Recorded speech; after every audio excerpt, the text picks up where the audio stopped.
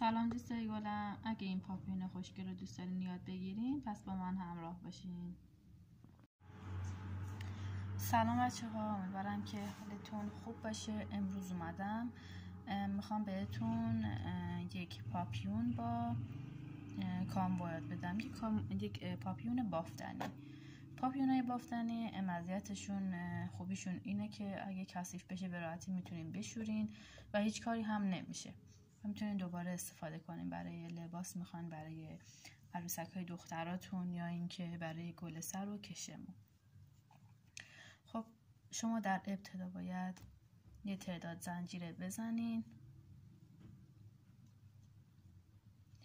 1 2 3 4 5 6 10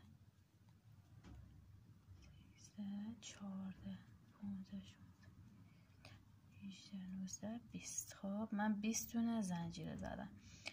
میخوام با پایه بلند پاپیونم رو ببافم.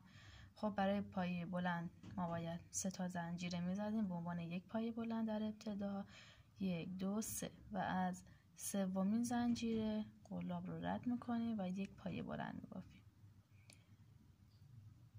ما هر تعدادی که زنجیره داشته باشیم باید همون تعداد هم پایه بلند داشته باشیم که کارتون یک دست بره بالا. اگر پایه بلنداتون کم یا زیاد شد از اون تعداد اولیه زنجیرتون، یعنی اینکه شما یه تعدادی رو داخل زنجیره یا زیاد زدین یا اینکه چند تایی رو جا انداختین. خب من این رو تا ابتدا تا انتهای زنجیرم میبافم و دوباره برمیگردم خدمتتون. خب من 20 دونه پای بلندم رو زدم و دوباره باید این کار رو برگردونیم و تا انتها دوباره ببافیم. خب برای این کار شما باید 3 تا زنجیره بزنین در ابتدا، کار رو برمیگردونیم و دوباره ببینین اینکه یک دونه زنجیره هست. داخل این زنجیره اول چیزی نمیبافیم چون این 3 زنجیره که زدیم حکم یک پای بلند رو داره و این زنجیره متعلق به این 3 زنجیره است. اگه ما داخل این یک پای بلند بزنیم یعنی اینکه داخل یک دونه زنجیره ما 2 تا پای بلند زدیم و این کارمون مستقیم و یک دست نمیره بالا. ببینید یکم کج میشه وقتی اینو اضافه بزنیم. برای همین داخل این زنجیره نمیزنیم. از زنجیره دومش ببینید شروع میکنین به پای بلند زدن.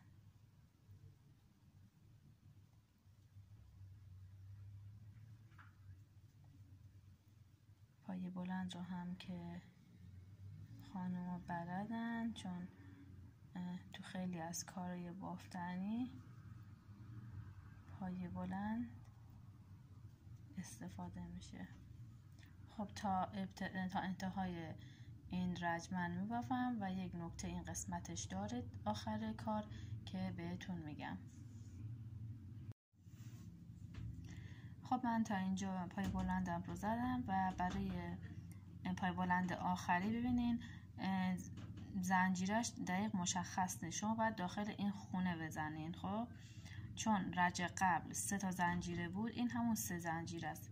دقیق این گندمیش مشخص است. شما داخل همون یک پای بلند بزنید و تمام.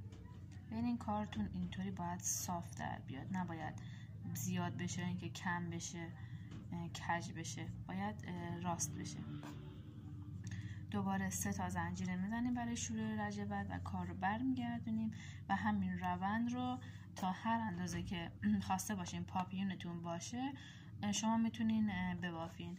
الان من حدودا 20 تا دوباره شمردن 20 تا 25 تا من زنجیره زدن در ابتدا. یک پاپیون خیلی بزرگ شده.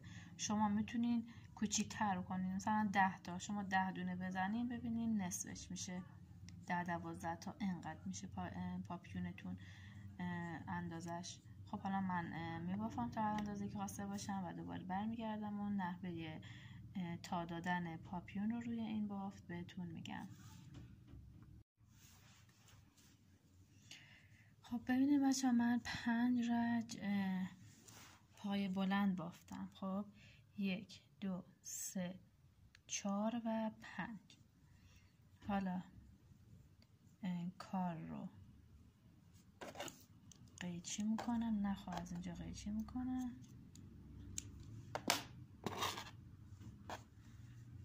و باید این آخر برای اینکه نختون در نره یک زنجیره بزنیم به این شکل.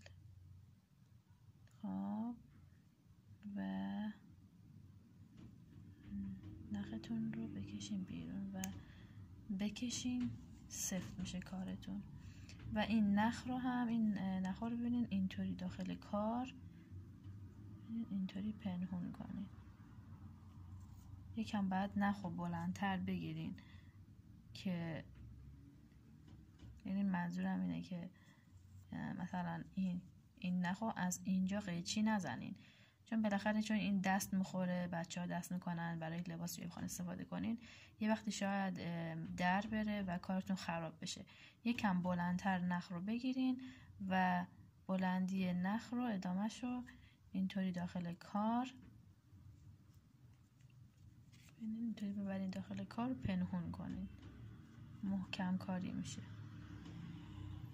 یا اگه اینطوری با قلاب سخته براتون، میتونین از این بلندتر خیلی بیشتر بگیرین نخو و با سوزن رو کامبر داخل سوزن کنین و با سوزن این کار رو انجام بدین، راحت تره. خب ولی باید نخ بلندتر بگیرین.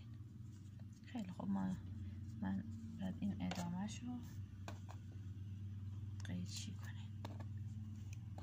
این کار رو هم این قسمت رو همین کار رو انجام بدین. خب حالا برای تا دادن این که شکل پاپیون بگیره به این صورته، شما دقیقاً این پاپیون نمدی که آموزش داده بودم تو پست قبلی، ببینین این وسطش رو اینطوری به هم نزدیک میکنیم، میچسبونیم به هم. این کار رو حتما باید با نخ سوزن بدوزین، یا اینکه در آخر که اینو تا دادین با دستتون محکم بگیرین و دورش نخ بپیچین. از چسب اصلا استفاده نکنین، چون این حفره هایی که ایجاد شده بین کار چسب رد میشه و اصلا نمیگیره و کثیف کاری میشه. خب این دوتا رو به هم نزدیک میکنیم و دو طرف گوشه های این وسط های دو طرف کار رو برعکس میگیریم. ببینین اینطوری. حالا من این وسطش رو با یک نخ رنگ دیگه میخوام بپیچم که خودش رو بیشتر نشون بده.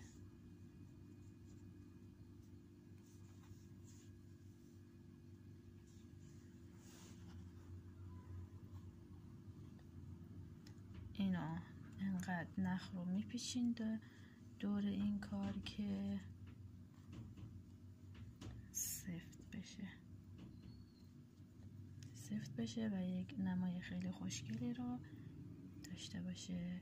کار رو قیچی میکنین، ادامه نخ رو و به پشت کار اینطوری گره میزنین.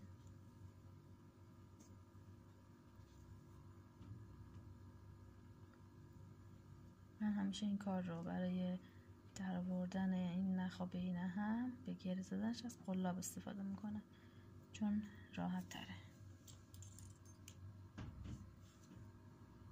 ادامهش رو هم قیچی میزنیم، اضافه های نخ رو منظورم. خب اینم از پاپیونمون.